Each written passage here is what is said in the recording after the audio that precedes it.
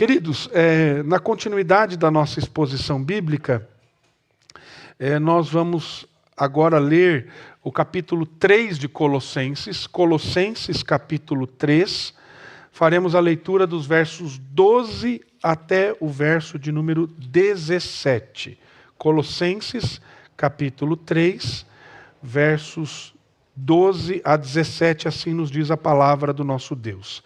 Revesti-vos, pois, como eleitos de Deus, santos e amados, de ternos afetos de misericórdia, de bondade, de humildade, de mansidão, de longanimidade.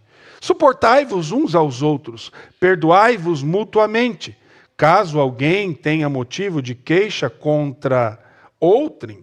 Assim como o Senhor vos perdoou, assim também perdoai vós.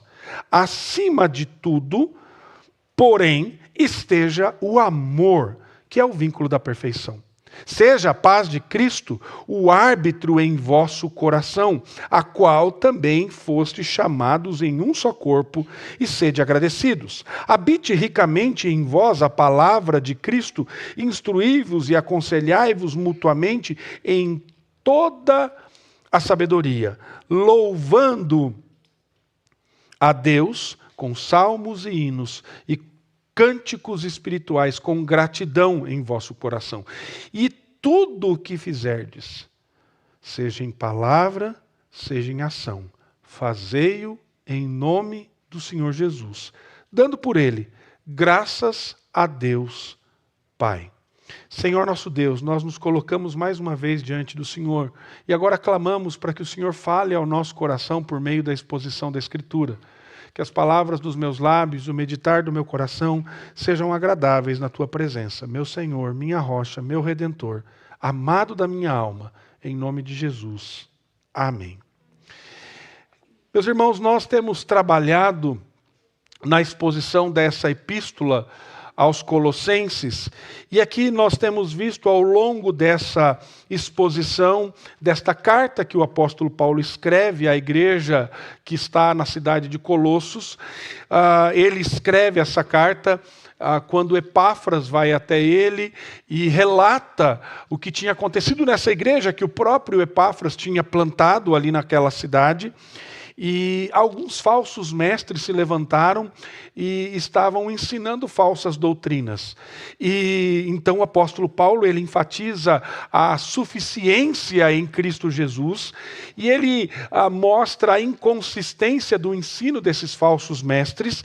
E aí então ele começa a trazer agora para a igreja de Colossos e para a nossa vida algumas aplicações práticas para que possamos vivenciar essa nova vida em Cristo. E aí então, lá no capítulo 2, verso 20, ele diz: já que morrestes com Cristo para os rudimentos do mundo. Ou seja, vocês morreram com Cristo.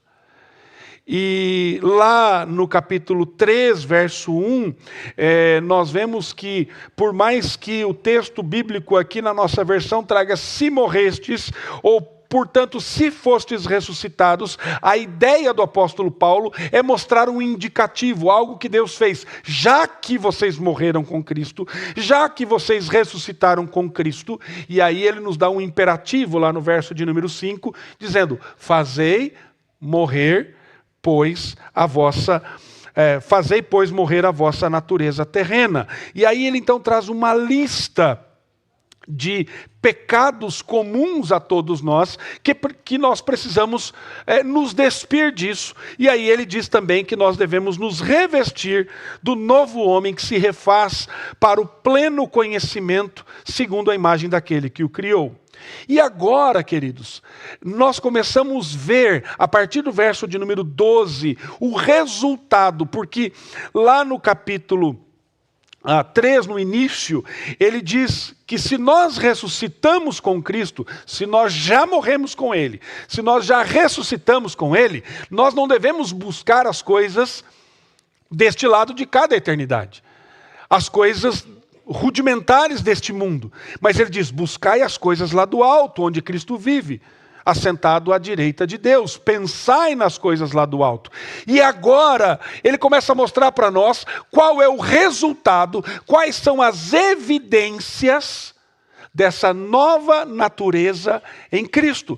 As evidências de você deixar de pensar nas coisas da terra, nas coisas deste lado de cada eternidade e buscar as coisas de Cristo. E aí então ele mostra para nós qual é a consequência disso e como nós devemos então agora viver. E se você, meu amado, é uma nova criatura, se você foi alcançado pela graça redentora de Jesus, se você compreendeu o que Cristo fez por você e você passou pelo novo nascimento, você agora buscará caminhar em novidade de vida. O que nós chamamos na teologia de santificação.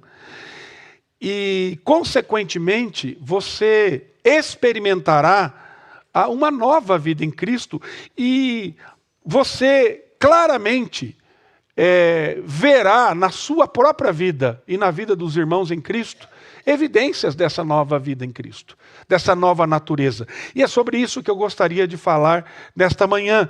O tema dessa mensagem é evidências da nova natureza em Cristo. Evidências da nova natureza em Cristo. E quando andamos com Cristo, quando nos revestimos de Cristo como eleitos, a primeira evidência que fica clara é que nós nos vestimos das virtudes de Cristo. A primeira coisa aqui que nós vemos no texto bíblico é que quando nós andamos em novidade de vida, nós nos vestimos das virtudes de Cristo, não das nossas. Não daquilo que nós achamos que é correto, mas daquilo que Cristo nos mostra. Verso 12 diz, revesti-vos, pois, como eleitos de Deus, santos e amados, de ternos afetos de misericórdia, de bondade, de humildade, de mansidão, de longanimidade. Suportai-vos uns aos outros, perdoai-vos mutuamente. Caso alguém tenha motivo de queixa contra outrem, assim como o Senhor vos perdoou, assim também perdoai vós. Acima de tudo isso, porém esteja o amor, que é o vínculo da perfeição. O que Paulo está mostrando para nós aqui? Paulo está mostrando para nós que agora, em Cristo, nós temos uma nova vida. Lembra que nós falamos na semana passada, e eu usei o exemplo do RG, que eu lá tenho hoje 2 RGs, o RG da velha vida e o RG da nova vida em Cristo. É a velha identidade e a nova identidade em Cristo. Então, Paulo fala que nós temos uma nova vida e que agora nós devemos nos vestir de maneira diferente. É interessante pensar nessa perspectiva da vestimenta. Porque vocês lembram do que aconteceu com Adão e Eva logo no começo? Quando eles pecaram, diz a Bíblia, que eles coseram folhas para se vestirem. Mas é interessante que quando Deus vem até eles, Deus dá uma nova vestimenta para eles. E é interessante que lá nós vemos que Deus dá pele de animais para que eles sejam vestidos. Então é uma nova vestimenta e ali nós percebemos que houve derramamento de sangue para que eles fossem vestidos. E é interessante que a vestimenta do Senhor, ela cobre todo o pecado. O nosso Senhor, como estilista, Ele nos dá uma roupa que cobre todo o pecado, que não deixa as coisas à vista.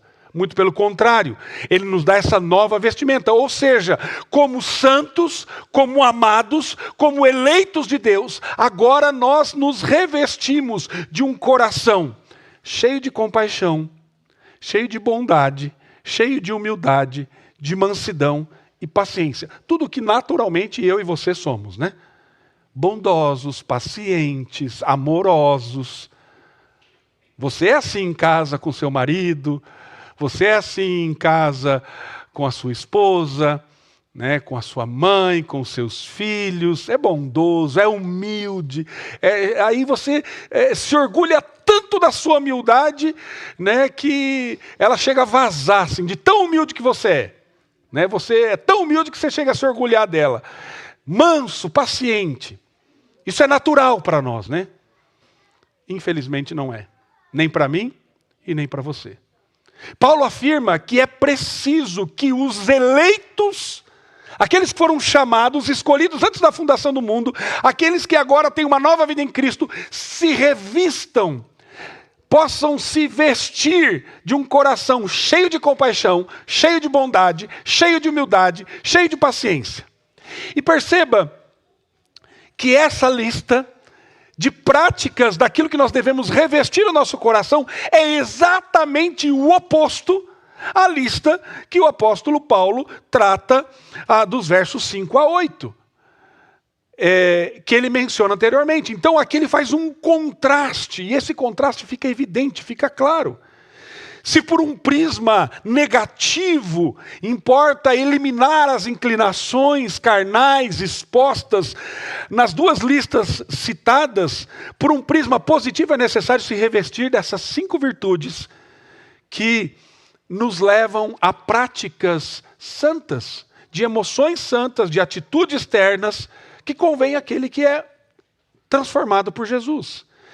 E é interessante que 2 coisas andam juntas nessa nova vida em Cristo. A vida cristã é, por um lado, despir-se da natureza terrena, do velho homem, tirar a velha roupa e dizer não ao pecado. E, por outro lado, nós precisamos, nessa caminhada cristã, nos revestir das virtudes de Cristo.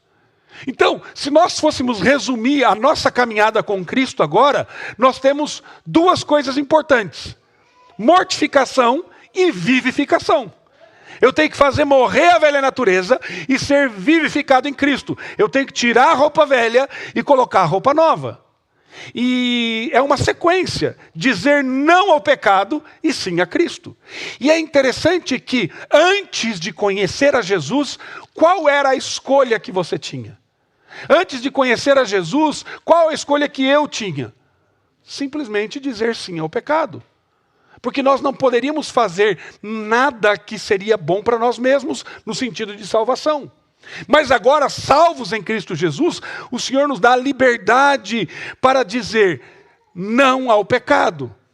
E se o cristão só diz não para o pecado, ele, nesse processo de caminhada, ele pode se tornar um legalista. Se ele não se revestir. Se ele só diz sim para as virtudes e não modifica as inclinações carnais, surge um cristianismo festivo, superficial, no qual não há arrependimento, no qual não há quebrantamento, no qual não há reconhecimento de pecado, e nem santificação e nem mudança nenhuma. Então as 2 coisas precisam caminhar juntas: eu dizer não ao pecado e sim para Cristo. Então, essa é uma orientação que o apóstolo Paulo nos dá aqui. E ele continua no verso 13, e ele agora nos fala sobre uma paciência que perdoa, uma paciência que suporta. Ele diz: suportai-vos uns aos outros, perdoai-vos mutuamente, caso alguém tenha motivo de queixa contra outrem. Assim como o Senhor vos perdoou, assim também perdoai vós. Mais uma vez aqui, a gente vê essa ideia que o apóstolo Paulo vem construindo. O imperativo baseado no indicativo. E qual é o imperativo aqui? Assim como o Senhor vos perdoou, o indicativo, também perdoai. Ou seja, a gente tem que observar que ele não está falando da sequência contrária, perdoar para ser perdoado. Mas sim afirmando que, com base no fato de que o Senhor perdoou a cada um de nós, o que eu devo fazer? Eu devo perdoar. Eu devo perdoar. E mais, não só perdoar. A Bíblia diz que eu tenho que suportar uns aos outros. Isso é muito, muito sério, meus irmãos. Porque a palavra de Deus nos mostra que eu não tenho que sentir nada para perdoar as pessoas. Eu vou orar esta semana e se Deus, na sua palavra, falar comigo, quem sabe na semana que vem eu encontro você e perdoo o irmão. É assim? Não é assim. A Bíblia diz, de forma muito clara, suportai-vos uns aos outros. Perdoai-vos mutuamente. Se você tem algum motivo de queixa contra alguma pessoa, perdoe-a. Por quê? Porque o Senhor te perdoou. Porque o Senhor te perdoou. Porque o Senhor derramou graça sobre você. E você não tem o direito de não perdoar os outros. Porque você foi perdoado. Lembra da parábola do credor incompassivo?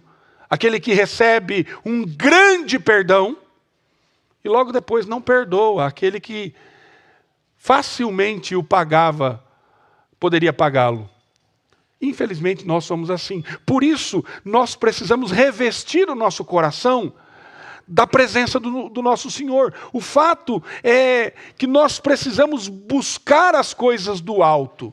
E nós precisamos nos revestir delas. Agora, o fato de que é preciso buscar as coisas do alto, de cima, não significa que o cristão ele possa ignorar que ainda está vivendo nesse mundo, com pessoas pecadoras. Quando Paulo diz, pensai nas coisas de cima, pensai nas coisas do alto, pode parecer que ele está propondo ao crente que ele se torne alguém que vive, num certo sentido, de forma alienada às coisas dessa terra. É como se vivesse com a cabeça nas nuvens. Não é essa a proposta. Muito pelo contrário. A proposta do apóstolo Paulo é que você finque os pés no chão, mas pensando nas coisas do alto.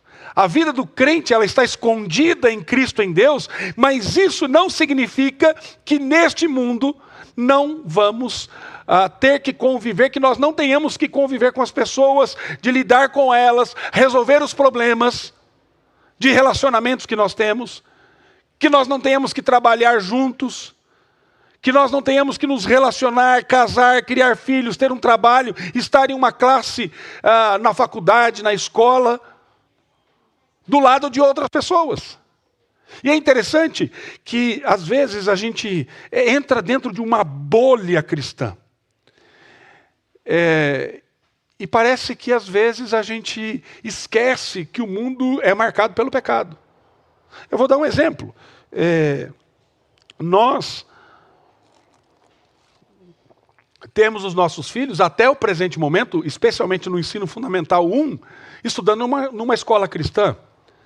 E tem um ou outro ali que eles se relacionam, que às vezes destoam um pouquinho, mas na grande maioria ali não são nenhuma criança ali é perfeita, todas são pecadoras, mas parece sim que nós estamos guardados de certas situações e circunstâncias. Agora o mais velho, a partir do ano que vem, vai para o 6º ano. E aí, indo para o 6º ano, a situação ali na escola que eles estudam já muda. Eles vão para o Fundamental 2 e já deixam, até essa semana foi a Semana da Criança, né? E aí, na segunda-feira, eles foram lá de fantasia e tudo. Eu falei, ano que vem vai acabar esse negócio aí, colega. Ano que vem não tem mais fantasia e tal. Aí nós chegamos no prédio lá, subimos com o senhor, aí o menininho, o netinho dele estava lá. Falamos, e aí? Você teve Semana da Criança na sua escola também e tal? Eu falei, ontem os meninos foram de fantasia. Aí o mais velho diz assim, pai, agora não é na minha idade não é mais fantasia, agora é cosplay. Então, vai mudando as coisas. Mas vai chegando num dado momento em que as crianças vão crescendo e esse ambiente guardado, ele vai não sendo tão guardado assim. Porque as evidências do pecado vão ficar muito claras. E é interessante, meus irmãos, que às vezes nós vivemos dentro da nossa bolha cristã, mesmo com as nossas inclinações pecaminosas. Mas o mundo está marcado pelo pecado. E nós temos que entender que o cristão é, na verdade, cidadão de 2 mundos. É cidadão do reino de Deus, na sua plenitude, na sua graça, no seu poder. E é cidadão desta terra, onde a sua natureza terrena encontra inúmeros atrativos. e onde o que deseja e se deseja de fato é o quê? É satisfazer as inclinações do seu coração. E aí o ambiente deste mundo, ele é atrativo. Ele é tentador. Por isso nós temos que pensar nas coisas do alto, para sermos dominados pelas coisas do alto. Portanto, o fato de que a esperança do crente está nos céus, não quer dizer que ele tenha que negligenciar a sua vida agora na terra. E nesse aspecto, se você for ver e olhar as cartas do apóstolo Paulo, ele é bem mundano. Em que sentido? A espiritualidade que o apóstolo Paulo mostra é uma espiritualidade mundana, no sentido de que ele não recomenda para os irmãos que eles fujam do mundo. E que se refugiem num deserto, num retiro espiritual, e fiquem todo mundo ali só louvando, adorando, e deixando o tempo passar, e vamos esperar que o Senhor Jesus volte. Não, muito pelo contrário. O apóstolo explica que o crente vive no mundo, está no mundo, embora não seja deste mundo, como Jesus disse. E aí então ele pressupõe que mesmo na comunhão, haverá um irmão que nos chateia. Outro que erra, um terceiro que nos aborrece, e assim por diante. Por isso, é necessário perdoar. Por isso é necessário ter humildade. Por isso é necessário mansidão. Por quê? Porque nós vivemos inseridos nessa realidade, meus irmãos. Essa é a realidade que nós vivemos. Agora, me chama a atenção algo que nós estudamos na semana passada, na nossa classe de escola bíblica dominical, no livro Como as Pessoas Mudam. E o Timothy Lane e o Paul Tripp, eles escrevem o seguinte neste livro. Na cruz do Calvário, Cristo disse: Deus meu, por que me desamparaste? Deus permitiu que acontecesse com Jesus o que deveria acontecer conosco. Fomos nós quem falhamos, mas a Trindade foi separada para que pudéssemos ser unidos a Ele e uns aos outros como irmãos e irmãs em Cristo. O amor, a unidade e a alegria perfeitos que existiam entre o Pai, o Filho e o Espírito foram destruídos por um certo tempo por nossa causa. Ele está se referindo àquilo que aconteceu na cruz, onde Cristo recebe a ira de Deus por conta do pecado. E esse é o fundamento sobre o qual nós construímos todos os relacionamentos. Todas as vezes que você é tentado a evitar outro cristão, lembre-se de que o Pai, o Filho e o Espírito foram separados para que você fosse unido. Quando você peca, ou quando alguém peca contra você, você deve se dirigir ao seu irmão em Cristo, ciente de que as três pessoas da Trindade foram separadas para você ser reconciliado. Se nós abordássemos os relacionamentos no corpo de Cristo com essa visão, isso transformaria as nossas amizades. Em Efésios 4, Paulo diz que à medida que você faz isso, você será edificado, tornado maduro, chegará à medida da estatura da plenitude de Cristo e crescerá em tudo naquele que é o cabeça de Cristo, eles dizem nessa passagem. Então, importante nós entendermos que agora nós somos enxertados nessa família da fé por meio da obra de Cristo Jesus na cruz do Calvário, e Cristo nos perdoou, Deus nos perdoou. E por que eu não vou suportar e perdoar os meus irmãos? Eu não tenho esse direito. Você não tem esse direito. E fica evidente que a vida cristã ela é muito prática. Então, dessa forma, a acusação de que o cristianismo deixa pessoas alienadas, ela não é verdadeira. E fato é que há alguns lugares, algumas igrejas, alguns líderes que se alienam do mundo e acabam trazendo má fama para os cristãos. Contudo, meus irmãos, o cristianismo bíblico, ele não tem nada a ver com alienação. Muito pelo contrário, a fé cristã, ela nos envia para o mundo, para vivermos nela a vida de Cristo. Embora o pensamento da igreja seja sempre e sempre deve estar nas coisas do alto, nas coisas de cima, onde Cristo está assentado à direita de Deus Pai, nós precisamos compreender que nós vivemos neste mundo e o Senhor quer que nós façamos a diferença. E aí, meus amados, a perspectiva prática disso é que nós vamos influenciar o meio que nós estamos vivendo. É assim que deve ser, não o contrário. Então, um exemplo bem simples é que quando você faz uma celebração de aniversário, a sua festa não tem que ser igual a daqueles que são só deste mundo. Você tem que ter o alvo, o objetivo de proclamar o Evangelho, de pregar o Evangelho e de demonstrar Cristo e evidências que você está vestido dessas virtudes de Cristo. Mas o apóstolo Paulo continua e no verso 14 ele diz: acima de tudo isso, porém, esteja o amor, que é o vínculo da perfeição. Então nós devemos nos revestir agora do quê? Do amor, que é o vínculo da perfeição. E ele menciona esse amor. E note que ele coloca a atitude de revestir-se do amor por parte dos crentes, daqueles que são novas criaturas, como algo a ser feito acima de tudo. Isto é, com prioridade, com precedência. A razão é simples. Para o apóstolo Paulo, o amor é o vínculo da perfeição.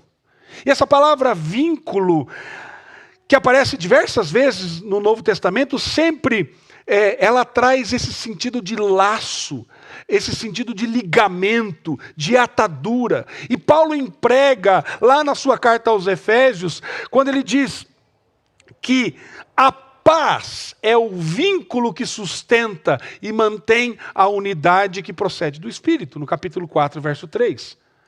Já aqui em Colossenses 3,14, ele nos ensina que a perfeição tão desejada pelos colossenses, que os gnósticos colocavam lá, que era prometida, por esses falsos mestres, a base que eles prometiam era falsa, era equivocada, era errada. E isso só pode ser obtido no amor cristão mútuo, nesse crescimento. Então, o amor ele funcionaria como uma espécie de argamassa que manteria os crentes unidos, uns com os outros, ligados. E aqui nós temos uma implicação direta disso, queridos. Aqui, a implicação direta é que eu não posso viver um cristianismo isolado. É impossível viver um cristianismo na minha casa. Ah, pastor, mas vocês transmitem os cultos? Sim, para nós pregarmos o Evangelho. E talvez hoje tenha alguém que não está aqui conosco por várias razões. Mas, meu querido, você que está assistindo pela internet, se você acha que você pode cultuar a Deus na sua casa, você está totalmente equivocado. Porque isso não é cristianismo. Cristianismo é quando nós estamos ligados, unidos, uns aos outros, por aquilo que Cristo fez. Cristo, ele deixa a sua glória, ele se encarnou, veio a esse mundo, vai à cruz do Calvário, recebe a ira de Deus, para que eu e você fôssemos unidos. Fôssemos um. E aí eu não vou perdoar o meu irmão? E aí eu vou ficar de biquinho para lá e para cá? Paulo exorta a cada um de nós para que a gente seja revestido por este amor, por esse motivo. E aqui, mais uma vez, nós vemos a relação entre o indicativo e o imperativo. Paulo declara que os crentes já se revestiram de Cristo, do novo homem, no verso 10. Mas no dia a dia, ainda devem se revestir de tudo aquilo que decorre dessa união com o Senhor exaltado. Ah, então beleza, agora tranquilo, cheguei, sou nova criatura, está tudo certo. Não, querido, eu preciso fazer morrer a minha natureza todos os dias. Eu preciso me despir do velho homem todos os dias. Porque a cada dia, quando eu não faço isso, as minhas inclinações elas crescem e eu vou construindo castelos de idolatria no meu coração. Portanto, o imperativo revesti-vos repousa sobre o indicativo vos revestistes, lá no verso 10, que dá base e legitimidade a isso. Dessa forma, nós nos vestimos da nossa nessa nova natureza das virtudes de Cristo. E temos pela graça de Deus todos os recursos necessários em Cristo para desenvolvermos a nossa caminhada cristã ao lado dele dia após dia. A segunda coisa que nós vemos é que a palavra de Cristo deve habitar em nosso coração. A palavra de Cristo habitando em nosso coração. Seja a paz de Cristo o árbitro em vosso coração, a qual também foste chamados em um só corpo, e sede agradecidos. Diz o verso de número 15. E o verso 16, habite ricamente em vós a palavra de Cristo, instruí-vos e aconselhai-vos mutuamente em toda sabedoria, louvando a Deus com salmos e hinos, cânticos espirituais com gratidão em nosso coração. Então Paulo expressa a sua expectativa de que a paz de Cristo domine os nossos corações. E provavelmente ele tem em mente essa promessa que Jesus nos deu lá no Evangelho de João, no capítulo 14, verso 27. Deixo-vos a paz, a minha paz vos dou. Muito embora tenha sido uma promessa do Senhor, está implícito na exortação do apóstolo Paulo, que é necessário que os crentes, que os cristãos se submetam ao domínio dessa paz no seu coração. E a paz de Cristo, meus amados, não é algo que ocorre de maneira automática. É preciso esforço. É preciso determinação para que ela ganhe supremacia no nosso coração, no nosso interior. A razão que Paulo nos mostra aqui é que nós somos chamados em um só corpo para essa paz. Ou seja, esse chamado soberano de Deus na eleição, ele foi para o seu povo, como com um corpo único e unido, para que nós pudéssemos experimentar dessa paz que provém de Cristo. Em decorrência daquilo que ele realizou na cruz do Calvário e na sua ressurreição. Então, embora a paz de Cristo, meu amado, seja um sentimento, ela se baseia na paz com Deus que Cristo proporciona. Quando Cristo paga a nossa culpa pelo pecado, nós temos paz para derrubar toda e qualquer inimizade. Então nós estamos reconciliados em paz com Deus. Mas nem sempre isso significa que os nossos corações, de fato, estejam experimentando essa paz. Deus deseja que nós experimentemos isso, individualmente, essa paz. No final do verso 15 ele diz, sejam agradecidos, sede agradecidos. E aí ele então, ele mostra que razões não faltam para nós sermos agradecidos. A mais imediata era o chamado de Deus que Paulo acabara de mencionar. Se vocês foram transformados por Cristo, sejam gratos, sejam agradecidos. Também é importante destacar a estreita ligação entre o espírito agradecido e o amor e a paz, que Paulo nos mostra aqui. Crentes ingratos, crentes amargurados, que reclamam de tudo, que nada está bom, que nada está legal, que nada está gostoso, que nada é satisfatório.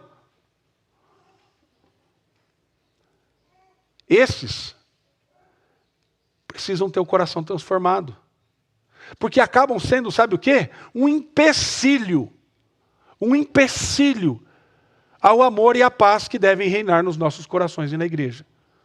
Então, se tem alguém no nosso meio que está ingrato, amargurado, que reclama de tudo, o que esse irmão precisa? Pensar mais nas coisas do alto. Buscar mais as coisas do alto. Fazer morrer a sua velha natureza. Se despir da velha natureza e se revestir desse novo homem. O que está faltando? Está faltando a habitação da palavra de Cristo no coração. Pessoas assim geram insatisfação, críticas, divisões. A gratidão a Deus prepara o caminho para que o amor e a paz reinem. Então, se há um irmão no nosso meio que está ingrato, insatisfeito, crítico e disseminando discórdia e divisão, esse amado precisa ser transformado pela graça de Deus. Se eu estou fazendo isso, se você está fazendo isso, nós precisamos da graça de Deus. E aí o apóstolo Paulo diz: habite ricamente em vós a palavra de Cristo.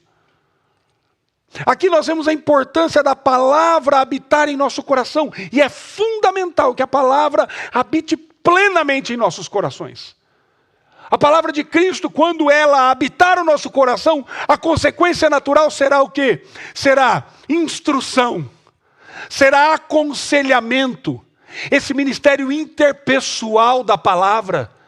Não só o ministério público da palavra, não só o ministério privado na minha devoção, mas o ministério interpessoal da palavra, onde nós nos instruímos, nos aconselhamos mutuamente em toda a sabedoria, onde nós louvamos a Deus juntos, com salmos, hinos e cânticos espirituais, com gratidão em nosso coração.